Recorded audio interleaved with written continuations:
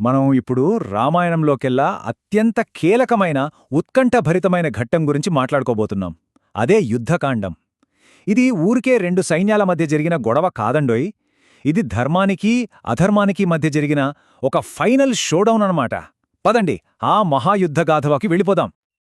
చూశారా, ఈ ఒక్క చిత్రం చాలు ఈ పోరాటం ఎంత తీవ్రమైనదో చెప్పడానికి. ఒకవైపు ధర్మానికే రూపమిస్తే ఎలా ఉంటుందో అలా శ్రీరాముడు, మరోవైపు అహంకారానికి అధర్మానికి నిలువుతద్దంలా రావణుడు. వీళ్ళిద్దరి మధ్య జరిగిన ఈ యుద్ధం కేవలం ఒక రాజ్యాన్ని గెలవడం కోసమో ఓడించడం కోసమో జరగలేదు. ఇదస్సలు ఈ విశ్వంలో ధర్మం నిలబడుతుందా లేదా అని తేల్చిన అంతిమ సంగ్రామం. సరే, ఇంత పెద్ద యుద్ధం జరగాలి అంటే ముందు లంకకు చేరుకోవాలి కదా. కాని అదంత సులభం కాదు.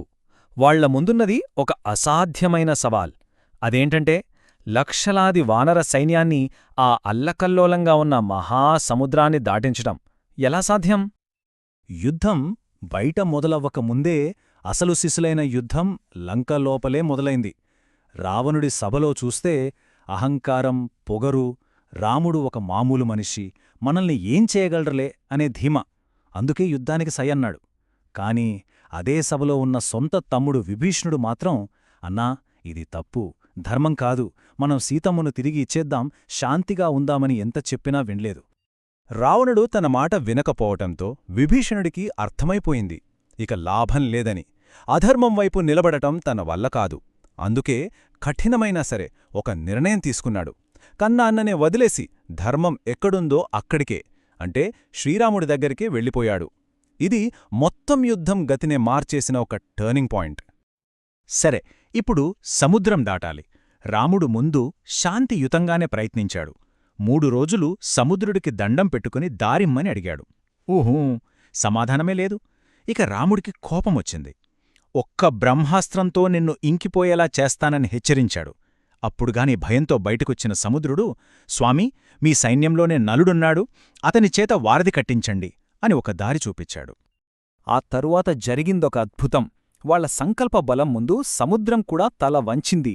కేవలం 5 రోజుల్లో, ఆలోచించండి, 5 రోజుల్లో 100 యోజనాల పొడవైన వారధిని కట్టేశారు. ఇది వాళ్ల భక్తికి, వాళ్ల బలానికి ఇంతకన్నా పెద్ద నిదర్శనం ఏముంటుంది? ఇక వారధి పూర్తయింది. రాముడి సైన్యం లంకలో అడుగుపెట్టింది. ఇక అసలు కథ మొదలు. సంఘర్షణ. లంక తీరంలో 2 మహాసైన్యాలు ఎదురుపడ్డాయి. రావణుడి సైన్యం ఏమైనా తక్కువా? అస్సలు కాదు. వాళ్ల బలం ఎంత భయంకరమైనదో చెప్పాలంటే కుంభకర్ణుడి గురించి చెప్పాలి. 6 నెలల నిద్రలోంచి లేపి తీసుకొచ్చారు. కొండంత మనిషి. యుద్ధంలోకి అడుగుపెట్టగానే వానర సైన్యం గుండెల్లో రైళ్లు పరిగెత్తాయి. కాని రాముడి సైన్యం ముందు ఎంతటి వాళ్లైనా తలవంచాల్సిందే. రావణుడికి అండగా ఉన్న పెద్ద పెద్ద యోధులు ప్రహస్తుడు, ఆ కుంభకర్ణుడు, అతికాయుడు, చివరికి మాయల మరాఠీ ఇంద్రజిత్తు, ఇలా ఒక్కొక్కరే నేలకూలారు. దీంతో రావణుడి బలం మెల్లమెల్లగా కరిగిపోవడం మొదలైంది.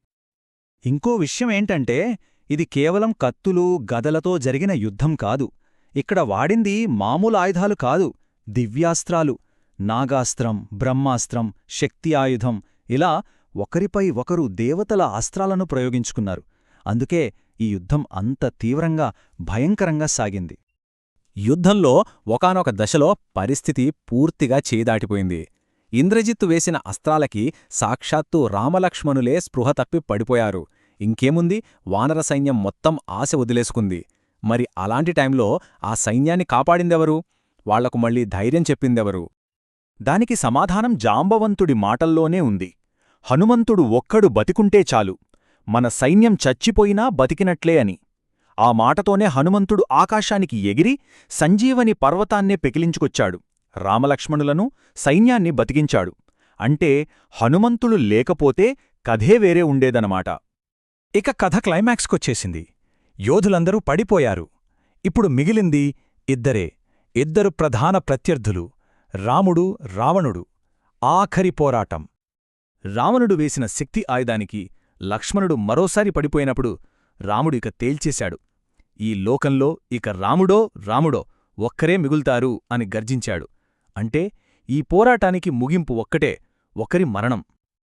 ఆ తర్వాత అగస్త్య మహర్షి ఇచ్చిన ఆదిత్యహృదయం స్తోత్రంతో సూర్యభగవానుడి శక్తిని పొంది ఇంద్రుడి సారథి మాతలి చెప్పినట్టుగా చివరికి ఆ అమోఘమైన బ్రహ్మాస్త్రాన్ని ప్రయోగించాడు.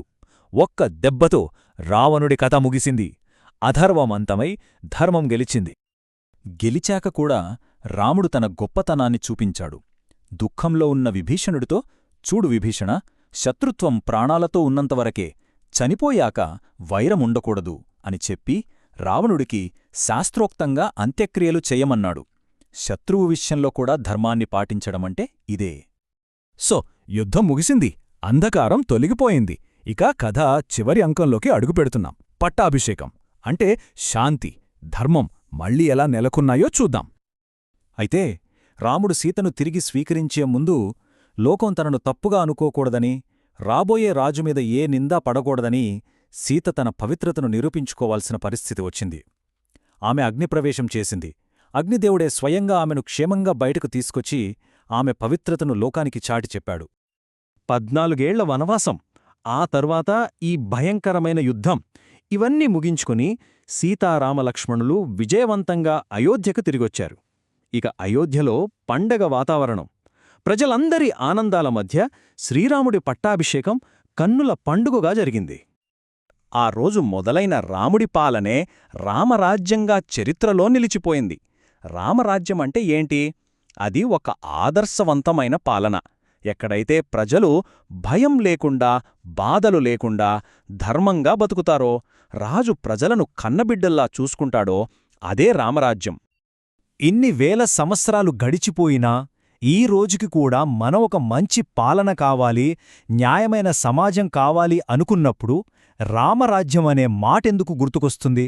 ఆ ఆదర్శం ఇప్పటికీ మనందరిలో ఎందుకు అంత బలంగా నాటుకుపోయింది? ఆలోచించండి.